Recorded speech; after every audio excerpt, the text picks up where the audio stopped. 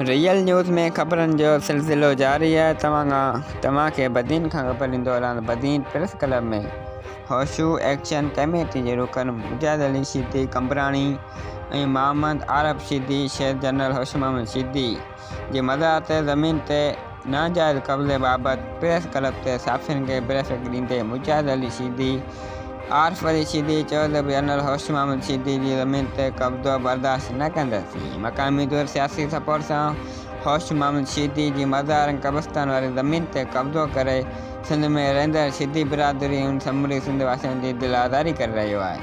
मज़ार जे कब्ज़े ख़िलाफ़ पूरे सिंध में रहंदड़ शीदी क़ौम में गम ऐं गुस्सो पायो पियो वञे। साफ़ियुनि जे सवाल ते